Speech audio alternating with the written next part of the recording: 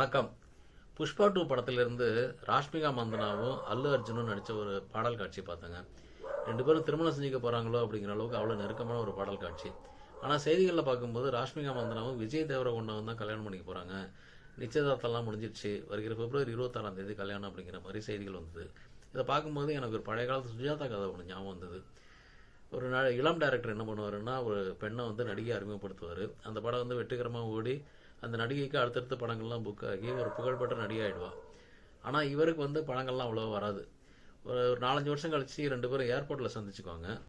கொஞ்ச நேரம் பேசிட்டு இருந்ததுக்கப்புறம் இவர் கேட்பாரு, எனக்கு ஆரம்ப காலத்தில் ஒரு வாக்குறுதி கொடுத்தேன் ஞாபகம் இருக்கா அப்படின்னு சொல்லி கேட்பாரு. ஞாபகம் இருக்கு சார், நீங்கள் எப்போ கேட்டாலும் ஒரு படம் நடிச்சு கொடுக்க சொன்னீங்க, நான் ரெடியாக தான் இருக்கேன் அப்படின்னு சொல்லுவாள்.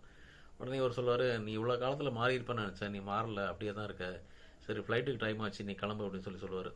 அந்த பொண்ணு சொல்லுவா, இந்த ஃப்ளைட் இல்லைன்னா என்ன சார், அடுத்த ஃப்ளைட்டுக்கு போகலாமே அப்படின்னு சொல்லுவாள். அடுத்த 1 மணி நேரத்தில் 2 பேரோட கல்யாணம் வந்து திருப்பதியில் நடந்தது அப்படிங்கிற மாதிரி அந்த கதையை முடிச்சிருப்பாரு.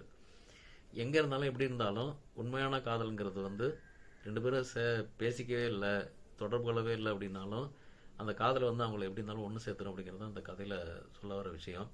அது இவங்களுக்கு எந்த அளவுக்கு பொருத்தமாக இருக்குன்னு நமக்கு தெரியாது. இருந்தாலும் நம்முடைய வாழ்த்துக்களை தெரிவிச்சுக்குவோம்.